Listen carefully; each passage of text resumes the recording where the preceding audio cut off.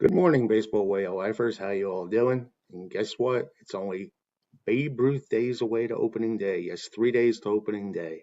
And today we're continuing our 30 teams in 30 days, which I said we would wrap up by opening day. So that means there's only three teams left. Can you guess which three we haven't covered? That's one of them, but that's not the one we're going to be doing today. No siree. Today it's the San Diego Padres. Now, for years, the Padres have overpromised and underdelivered. But this man right here thinks this is the year that the Padres could definitely indeed deliver. And they overstocked their minor league system for years to get to this point. And they dealt and dealt and dealt to get them the one thing they needed during the offseason, and that was starting pitching. And that surplus helped the Padres acquire Mike Clevenger, Blake Snell, Yu Darvish, and let's not forget Joe Musgrove. Now you add that pitching to the extraordinary lineup they already have, with the two leading men being Fernando Tatis Jr. and Manny Machado, and just the vibe that the whole Slam Diego bunch gave last year. And you can see that San Diego is going to be a fun place to be in 2021. Will they beat the Dodgers? I don't think so. I think this Dodger squad is one of the deepest I've ever seen since I've been following baseball. It's always good to get caught up in the hype, but I've been looking at the past teams and from the past decades and everything, and these Dodgers, I don't recall any team being as stacked as they are right now. So it's going to be interesting to see what transpires here with the Padres. They're in a tough division for sure, uh, but we'll see. We will see. Uh, Now, when the Dodgers were swept by the Padres in the 20 playoffs, the Pods realized that starting pitching was the separator between the two and added Joe Musgrove to the rotation, like I said. Now, the Padres need to stay healthy in 21, especially Snell, Darvish, and Lamet, who have had injury problems in the past. Uh, and Machado and Tatis, they just need to be Machado and Tatis. They are two of the greatest talents in baseball today. And if this happens, watch out National League. I mean, the Padres are going to be the team. Just it sucks that the Dodgers is in their division. Now, before we get deeper into analysis on the Padres in 2021, I'd like to say that the Padres were founded in 1969, the expansion uh, draft, and they won two pennants in 84 and 98.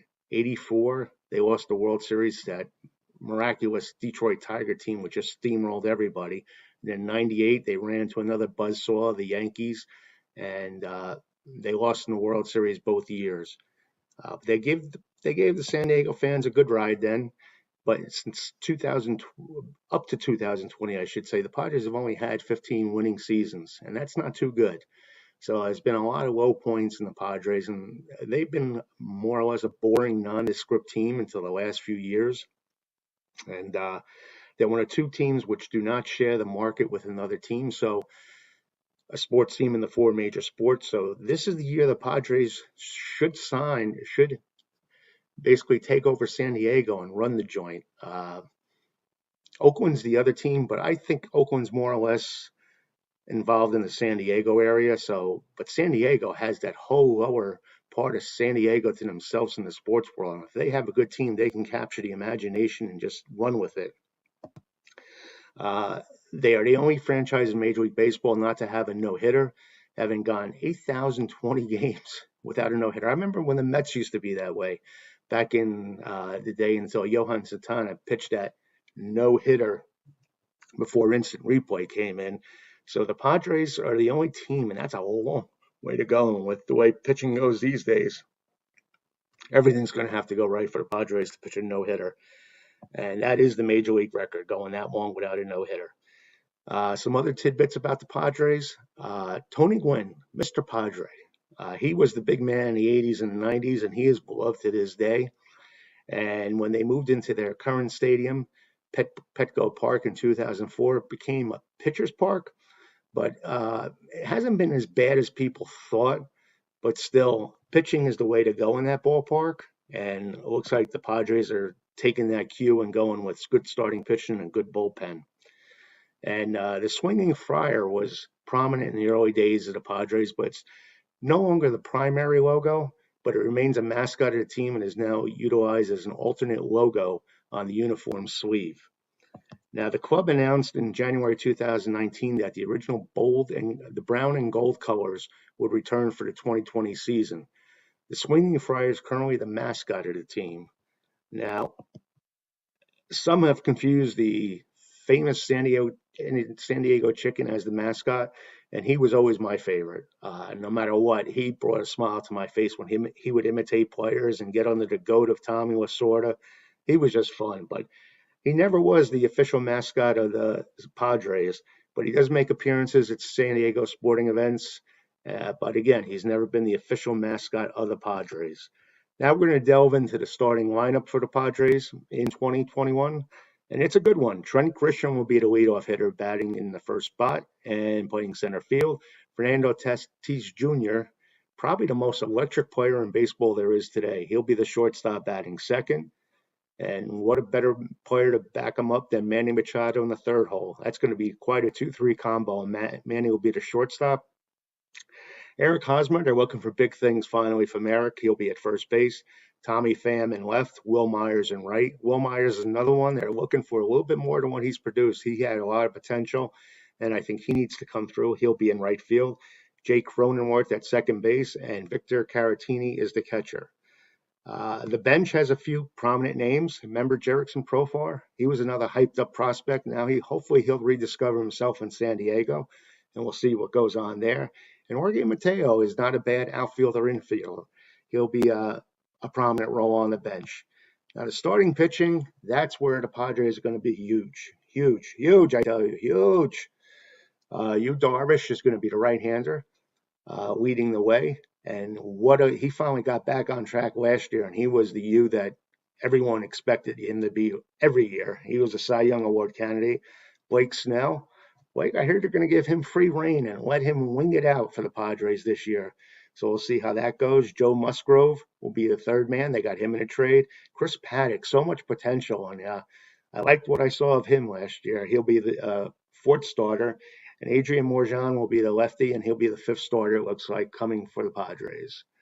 The bullpen, it's a three-headed monster as a closer. Drew Pomeranz, the lefty, Emilio Pagan, righty, and Mark Melanson, the righty. And then rounding it out, you got Keone Kawa, Tim Hill, Dan Altavilla, and Craig Stammen. But I do like that threesome of Pomeranz, Pagan, and Melanson. And it's going to be a fun ride, like I said. And the big guy that they have, you watch out for this guy. He'll probably be coming up next year as a prospect. C.J. Abrams, a shortstop second baseman. He is here to stay, my friends. And he was drafted in the first round, number 6 hole for the Padres.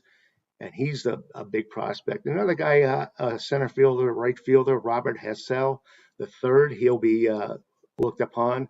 And then the big guy, they can't wait to get this guy, and he may even step into the role early this year, is Mackenzie Gore, the lefty. He was drafted in the first round, number 3 pick. So you can see there's a common theme here. The Padres have been able to draft big. Like I said, we're going to get rid of some of their prospects to get guys like Yu Darvish and Mike Clevenger. So big things on the way, and things look like they'll be even getting better for the Padres. So we'll see what transpires. Well, Padre fans, I still think the Dodgers are the team to beat this year, but it wouldn't surprise me if the Padres win 95 games, and to me, they're a lock for the wild card. So it's going to be a fun ride. My prediction is just get into the playoffs. Anything can happen then. If I had to bet my life on a World Series champion this year, it would be the Dodgers, but I would not count the Padres out. So that's my little review of the Padres. Hope you enjoyed it. If you liked it, please hit like. If you're not a subscriber yet, please subscribe below and you'll get all the updates. We'll be doing multiple updates a day now that baseball's kicking into gear. So I'm glad you could have you aboard. Don't forget, we're on Twitter, we're on Spotify, we're on everything. We're like diarrhea. We're all over the place. So again, thank you for all your support. And I want to thank you guys for being the best baseball group there is. So for now, have a great day. It's beautiful outside. It's a little chilly and windy here in Jersey, but that's okay. Let's get that out of the way before the baseball season starts. And better days are ahead. Baseball season's here. So have a great day. And as always, my sign off is adios.